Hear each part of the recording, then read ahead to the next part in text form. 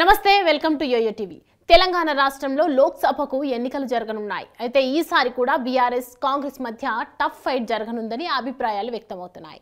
ఇదే సమయంలో తాము కూడా ఏం తక్కువ కాదు అంటోంది బీజేపీ।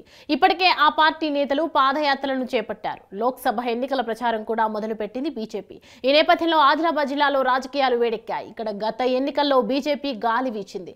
అటు కాంగ్రెస్ ఇటు బీఆర్ఎస్ పోరాడి 4 స్థానాలను గెలుచుకుంది। అదే జోష్తో లోక్సభ స్థానాన్ని కూడా గెలవాలని చూస్తోంది। ఇప్పటికే పార్లమెంట్ ఎన్నికలకు సంబంధించిన గ్రౌండ్ వర్క్ జరుగుతోంది।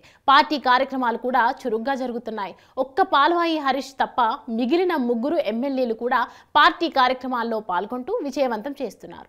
ఈ క్రమంలో పాల్వాయి హరీష్ బాబు సీఎం రేవంత్ రెడ్డిని ఇంటికి వెళ్లి మరీ కలిశారు। దీంతో పాలిటిక్స్ మరింత వేడెక్కాయి। సీఎం రేవంత్ తో ఏం చర్చించారనే దానిపై ఎమ్మెల్యే హరీష్ బాబు మీడియాకు చెప్పకుండా తప్పించుకున్నారు। అభివృద్ధి పనులపై వెళ్లారా, ఇంకేమైనా చర్చించారా, లేక మరేదైనా ఉందా అన్న ప్రశ్నలు కూడా వ్యక్తమవుతున్నాయి। మర్యాదపూర్వకంగానే కలిశారని ఆయన సన్నిహితులు చెప్తున్నారు। అయితే పాల్వాయి మాత్రం గత కొద్ది రోజుల నుంచి పార్టీ కార్యక్రమాలకు దూరంగా ఉంటూ వస్తున్నారు।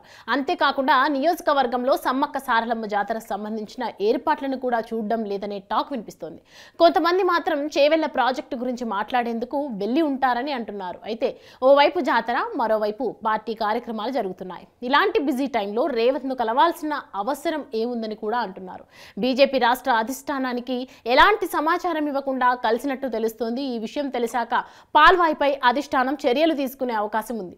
ఆ చర్యలు ఎలా ఉండబోతున్నాయనేది తెలియాల్సి ఉంది। పార్టీ మారాలని పాల్వాయి హరీష్ ఆలోచిస్తున్నారా, అందుకే స్వయంగా వెళ్లి కలిశారా అన్న అనుమానాలు కూడా వ్యక్తం కాలేకపోలేదు। ఎందుకంటే ఇప్పటి వరకు నియోజకవర్గం నుంచి ఒక్కరు కూడా సీఎంని కలిసింది లేదు। పార్టీకి ఎలాంటి సమాచారం ఇవ్వకుండా కలిశారు అంటే పార్టీ మార్పుపై నిర్ణయం తీసుకున్నారనే వాదనలు కూడా వినిపిస్తున్నాయి। చూడాలి మరి ఈ అంశంపై అటు బీజేపీ గానీ ఇటు కాంగ్రెస్ గానీ ఏ విధంగా స్పందిస్తుందో।